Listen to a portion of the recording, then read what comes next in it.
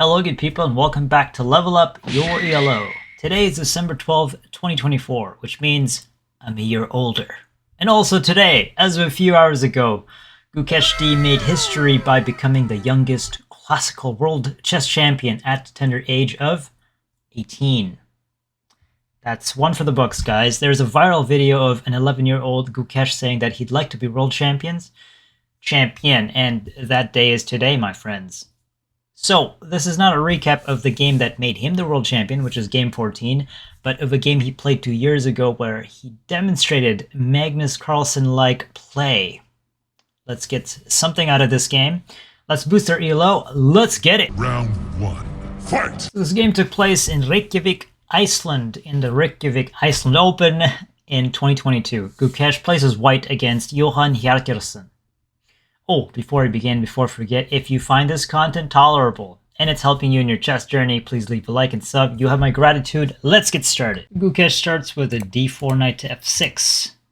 We have an Indian defense type game. We got c4, e6, knight to f3, b6. You guys know what this is. If you've seen it before, it's the Queen's Indian defense fianchetto variation.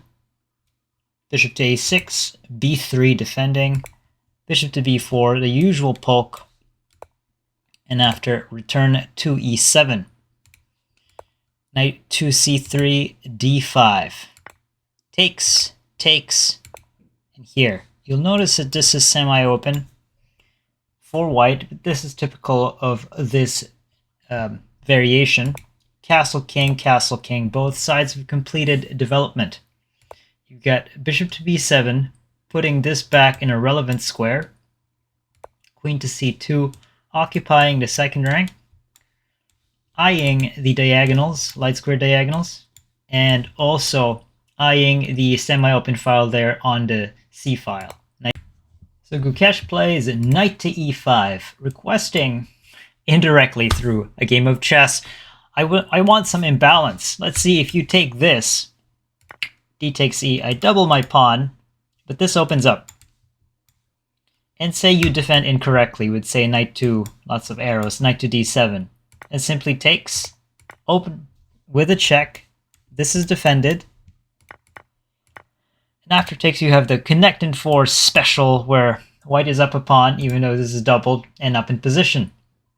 And it's hard to even consider, say, after takes, this is the correct move.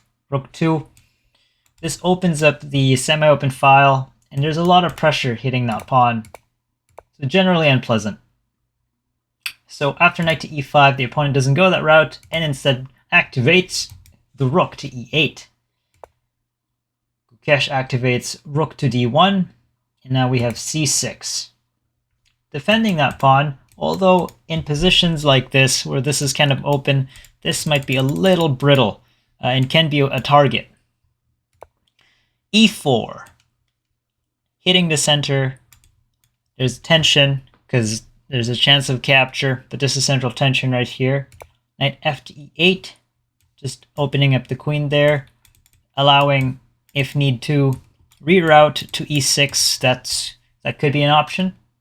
Now a3, just slow advancements on the dark squares. Knight to e6, hitting this pawn. Bishop to e3, defending the pawn. And now rook to c8. Both sides pretty equal. There's tension in the board. Interesting to note that the dark squared bishop is protecting the light squares, but is impeded by its own pieces there because of the pawns. b4 by GUKESH. D takes e, first exchange. Knight takes e, and knight to d5, placating the knight there on that central square. Bishop to h3 by GUKESH, threatening to take the pawn here and kind of fracture this side of the board. So here, a bishop to f6. Now if you take here, you activate blocks rook to e6. And after say takes, you've kind of made black's position more active, which doesn't favor you. You keep the tension and reduce your opponent's activity, and you've kind of diluted the position, so there's no need to do that. So bishop to h3, bishop to f6, and now rook to c1. Rook to c7. on the 7th rank, unpinning. And here, GUKESH kind of reshuffles. This is a more relevant square. Let's go back here. Now bishop to e7, knight to c3. A couple shuffles, takes. GUKESH's pawns are hanging, like hanging pawns, because there's no pawn on a diagonal. So they're hanging in the middle. They're hanging out in the middle of the board. This root pawn could be vulnerable. So bishop to g5, queen to f2 defending. And the other purpose is, well, 1 to defend, and 2, just eye this f7 semi-open file. So f6 by the opponent, asking GUKESH, where do you want to put that knight? Knight to d3 by GUKESH. And now the opponent plays c5. After c5, GUKESH refuses trades and turns d5 into a strong central pawn and a battering ram potentially. If you can put on the pressure on the opponent, then continue to do so. C takes b, c takes b4. Now this looks fractured, but white gets to keep the center and threatens this knight here. So knight to f8. And now eyeing these 2 pawns, and knight to f4. Very strong maneuver by GUKESH. And also, the threat is greater than the execution. There is a pawn protected by the rook. It's in the 5th rank. So black has to defend accurately here. And moves like a6 is erroneous. Not Eronian, but erroneous, because you simply push here. And after defense, give a check. This has to defend this, and this at the same time, so you can't block, otherwise this gets taken. If king to f8, then takes here, and this drops as well. So in this position, actually, one of the safer ways to defend it is to simply shuffle the rook to d7. And then white has to play e4. Naturally, you support that passed pawn. After queen to b8, knight to b5. And idea of hanging pawns is to kind of make their venom weaker, is to attack the root pawn behind it, and that's f5.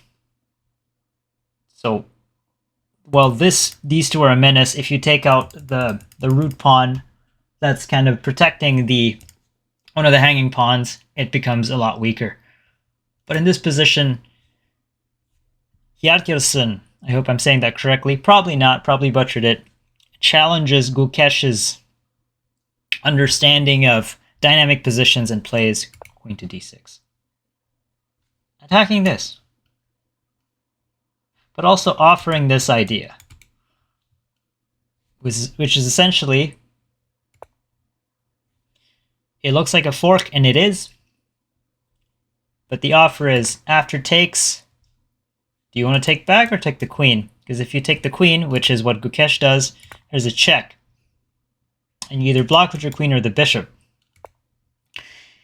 And so there's a pin, evidently. And then the next move was bishop to a6. Mind you, there is a pawn push which GUKESH defends beautifully. There would be more venom in this position for black if the rook had access here. Unfortunately, for GUKESH's opponent, it doesn't. So after bishop to a6, it looks menacing. It actually isn't. With accurate play b5, just shut that pin down. Attack first. This is attacked with some activity, but then GUKESH plays queen to c2. Activity, activity, activity. He, as long as the rooks don't connect and have a commanding control of the 2nd and 1st rank, then GUKESH is fine and GUKESH is winning, because this is also emprise. But mind you, this is emprise for white. Rook to a1. Attack it again. Queen to b2.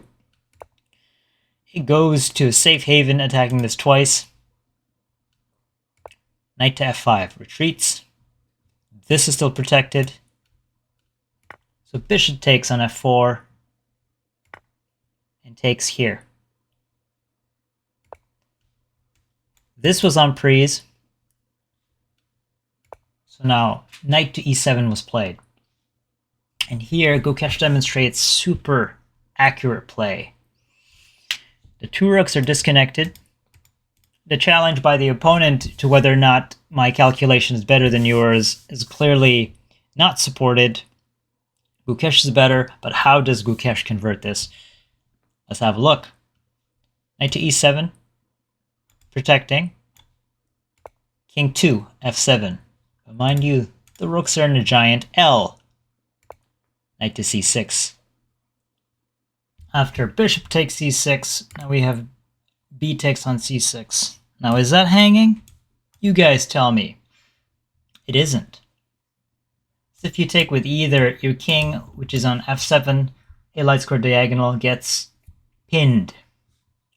King to e7, and now Gukesh just calmly plays e4. I don't know how calmly he played it, but he seems like a really chill guy. Knight to g6. And now a very strong strategic move, bishop to b4. I say it's a super strategic move because a check here would be extremely nice in this diagonal. But first, you gotta blockade the blocker, the defender. So after knight takes on f4, you hit first, slicing through, and now you give a check. Now you push, you got two passers. His game's technically done. Knight to e6. You defend, or rather pin. But after this, and in this position, Gukesh plays a really nice coup de grace. Can you guys find this winning move? Gukesh plays queen takes on c5, sacrificing the queen. You can't capture, but after it takes here, actually after queen takes on c5, the opponent resigned. In lieu of what, of course? Two unstoppable pawns. This remains pinned. So king 2. You could capture with either. It's over.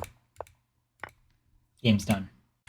So quick recap. That's d4, knight to f6, c4, e6. Knight to f3, b6, g3, bishop to a6, b3, bishop to b4, check, bishop to d2, backs off, knight to c3.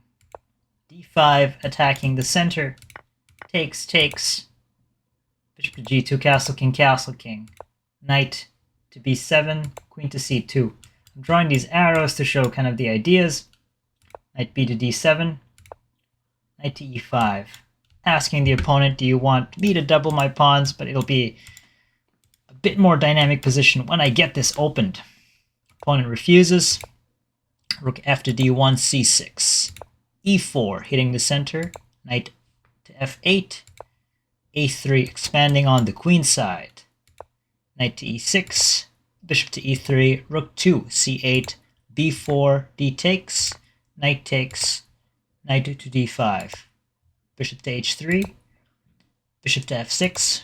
Rook a to c1. Avoids the pin. Returns to a more relevant diagonal. Knight to c3. Takes. Both are connected.